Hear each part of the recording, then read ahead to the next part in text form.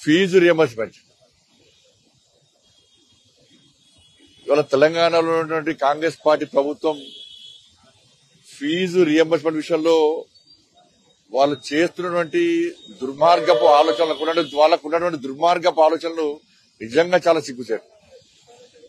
అసలు తెలంగాణ రాష్ట్రంలో ప్రభుత్వం ఉందా?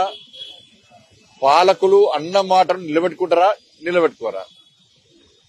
ఒక్కసారి పాలకుల నోటి నుంచి, మంత్రుల, ముఖ్యమంత్రి గారు గాని మంత్రుల నోటి నుంచి ఒక్క మాట వచ్చిందంటే అది తూచా తప్పకుండా అమలు జరగాలి. అది దాన్నే ప్రభుత్వం అంటారు, వాళ్ళనే పాలకులు అంటారు.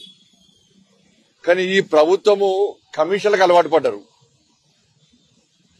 ఇవాళ ఏడ చూసినా కూడా కమిషన్లు పంచుకోవడంలో కొట్టాడుకుంటున్నారు అని చెప్పి కమిషన్లు ఇవ్వకుంటే ఏం పనులు జరిగాయి, బిల్లు పేమెంట్స్ ఎక్కడ జరిగాయని చెప్పి ఇలా పూర్తిగా ప్రజల లోపల చర్చ జరుగుతున్నది వాస్తవం కూడా. దీన్ని ఏ మంత్రి ఖండించాలి? ఇంతవరకు అన్ని విషయాలు ఖండిస్తారు, దీన్ని ఖండిస్తలేరు. ఎందుకంటే ఆధారాలు ఉన్నాయి. ఎంత బిల్లుకు ఎంత పర్సెంటేజో మంత్రులు ఏ విధంగా తీసుకుంటారో ఆధారాలతో సహా ఉన్నాయి. చివరకు కాంట్రాక్టర్లు పోయి సచివాలయం ముందు ఆందోళన చేసే పరిస్థితి వచ్చింది ఈ ప్రభుత్వం. ఎందుకంటే ఇక్కడ కమిషన్ తీసుకోవాలి. డైరెక్ట్ మంత్రులు చెప్తున్నారు, మేము తీసుకున్న కమిషన్లు ఢిల్లీలో కప్పం కట్టాలి. మేము ఆడ పోయి మేము పెళ్లి ఇక్కడ 10% అయితే 5% ఢిల్లీలో ఇవ్వాలి. ఈడ 5% తీసుకుంటే ఢిల్లీలో 3% ఇవ్వాలి. బీహార్ ఎలక్షన్స్ ఉన్నాయి, మళ్ళా గతంలో ఎలక్షన్స్ ఉండే. కానీ నెక్స్ట్ కూడా కాంగ్రెస్ పార్టీని దేశవ్యాప్తంగా పెంచి పోషించేది ఈ కర్ణాటక, తెలంగాణ రాష్ట్ర ప్రభుత్వాలు ప్రజల నుంచి కమిషన్ల పేరుతోనే వసూలు చేస్తున్న డబ్బు తప్ప వేరే కాదు. సరే, అదొక పని అయితే ఇవాళ ఫీజు రియంబర్స్మెంట్ సంబంధించి దాదాపు 10,000 కోట్ల రూపాయలు ఈ ప్రభుత్వం చెల్లించాలి. సరే, గత ప్రభుత్వం చెల్లించలేదు. ఆ ప్రభుత్వం చెల్లించలేదు కాబట్టి ఆ ప్రభుత్వాన్ని ఫామ్ హౌస్ కు పరిమితం చేసి ఈ యాజమాన్యాలన్నీ కూడా మీకు అధికారాన్ని కట్టబెట్టారు. మీరు ఫీజు రియంబర్స్మెంట్ మొత్తం చెల్లిస్తున్నారు. చెల్లిస్తా అంటేనే మీకు అధికారాన్ని ఈ యాజమాన్యాలు అన్ని కలిసి ఇవాళ మీకు అధికారాన్ని కట్టబెడితే మీరు చేసే పని ఏంది? టోకన్లు ఇచ్చి రేపే టోకన్ల డబ్బు పని వదులుకోట్టు.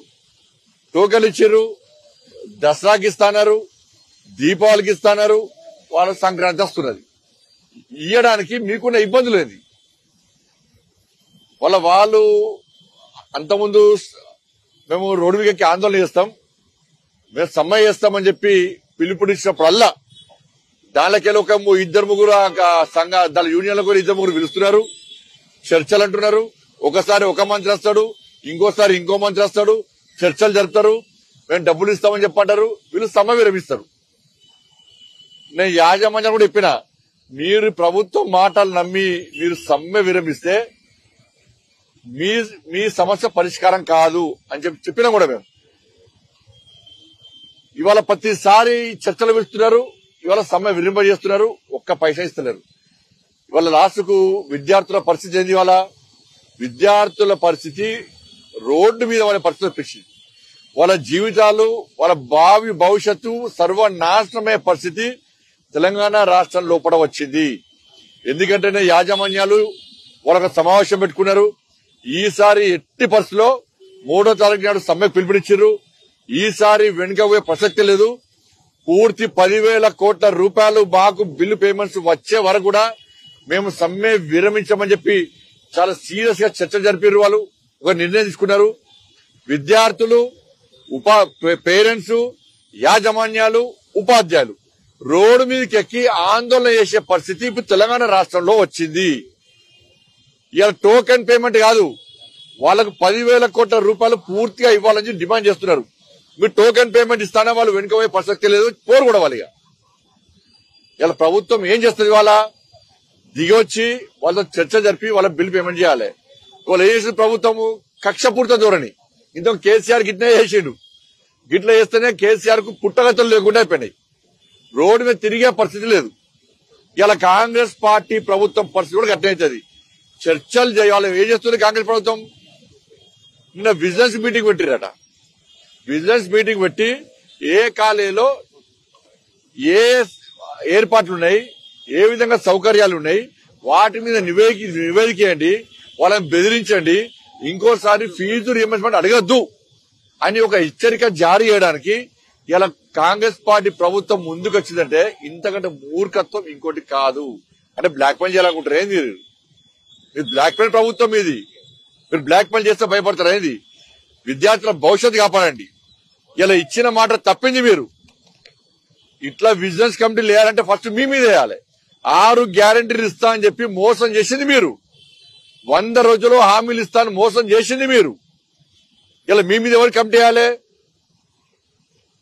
ఇవాళ ప్రజల్లో ఏం చర్చ జరుగుతుంది? కాంగ్రెస్ పార్టీ ప్రభుత్వం మీద పూర్తి వ్యతిరేకత ఉన్నది. అందుకే స్థానిక సంస్థల ఎన్నికలు పెడతలేరు మీరు. కాబట్టి ఇలా యాజమాన్యాలను బ్లాక్ మెయిల్ చేసి బెదిరించే ప్రయత్నం చేస్తే 100% భారతీయ జనతా పార్టీ వాళ్ళకి అండగా ఉంటది. విద్యార్థుల భవిష్యత్తును కాపాడాలని చెప్పి నేను కాంగ్రెస్ పార్టీ ప్రభుత్వాన్ని డిమాండ్ చేస్తున్నా. మీరు వాళ్ళు ఫీజు రియంబర్స్మెంట్ అడిగితే మీరు సమయం ఇచ్చిర్రు, చర్చలకు వచ్చిర్రు, సమయం విరమించారు, మళ్ళా సమయం ఇస్తా అన్నప్పుడల్లా మీరు ఇదా అంటే సార్ బెదిరింపు ధోరణి. మీ బెదిరింపు ధోరణులకు భయపడే ప్రసక్తి లేదు. నేను యాజమాన్యాలను కోరుతున్నా, మీకండగా భారతీయ జనతా పార్టీ ఉన్నది. విద్యార్థుల భవిష్యత్తు మాకు ముఖ్యం.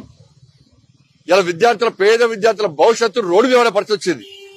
దాని గురించి ఆలోచించకుండా మీరు బ్లాక్ మెయిల్ చేస్తా అంటే తమాషాలు అయింది. మీకేమన్నా మీరు బెదిరిస్తే భయపడతారా అయింది?